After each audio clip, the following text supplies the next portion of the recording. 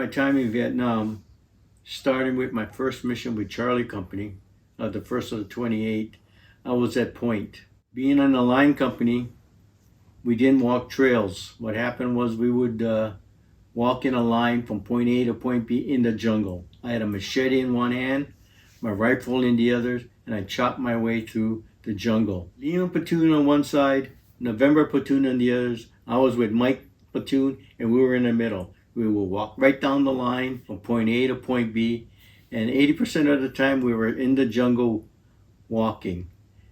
The other 20% was either walking through the fields, crossing rivers, or walking bits of the part of the trail, but never really on the trail. Walking Point in Recon was completely different. We walked the trails, the same trails as the VC and the NVA did. We walked the trails. As a Pointman, you had to use all your senses. Smell, of course, sight, hearing, because you could hear the rustle of the sound of the jungle, and you had to be very quiet. And usually in our platoon, we were quiet because we were a small unit.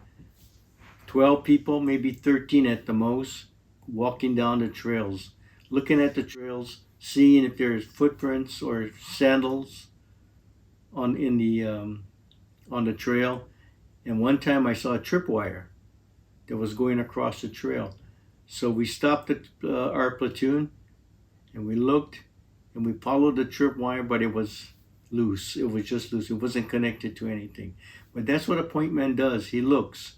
Your second guy, which is your most trusted person, in my case was Bruce Edwards, and he would watch my back as I'd be looking for different items on the ground or whatever that would indicate that the VC were there. Many times it's the sandals. That's a dead giveaway. It's like a part of a tire, rubber tire, sandals, and that was most of the VC wore that, so you could see it, and you could see the freshness on the ground.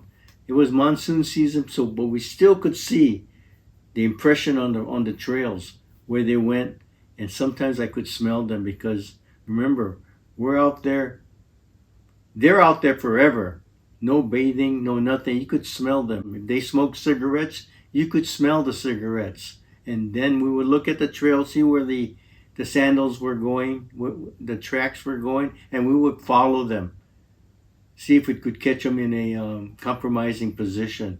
And that happened only a couple times where we actually did run into the VC, but they were aware we were coming because they could hear us also. If we could hear them, they could hear us. So that's what happened. Being a Pointman, you had to use all your senses. And the second man behind you had to be aware also of when you're stopping and when you're looking, so he can also protect your back. And that's what happened being a Pointman. So 95% of the time, like I said, or even 99% of the time, I was walking point. When I transferred to the second of the 28, I was also walking point. They put me right at point. I don't know how they knew I was at point, but they put me on point at that time also. Little different terrain because they came out of Thunder Fire Support Base, and the terrain was a little bit different, a little more open. And I was on point there also, but they let me know how the terrain was and how how they conducted ambushes and whatever. So walking point, you're always the first one to encounter not only the enemy, but also the bugs, such as the mosquitoes, the ants, the red ants, the black piss ants, scorpions, bungee pits, tripwires, like I said, observation holes that were in the ground. You're the first one that comes upon these. The spiders were huge, almost 6 to 8 inches around. The web went across the whole trail. And I always had to point it out because it's almost translucent when you're walking the trails and you see a spider, but you don't really see it because you see the web. And if you look at it a certain way, you don't really see it. But the spider's between 6 and 8 inches long. Big spiders, like a big garden spider. There's monkeys. You encounter monkeys jumping from tree to tree. And one thing about Vietnam also, they had a lot of parrots. Nice parrots, a lot of butterflies, like I said, once again, when you go to sleep, a lot of mosquitoes. As you're putting down for the ambush, and then all of a sudden you hear in the far distance, "Fuck you!"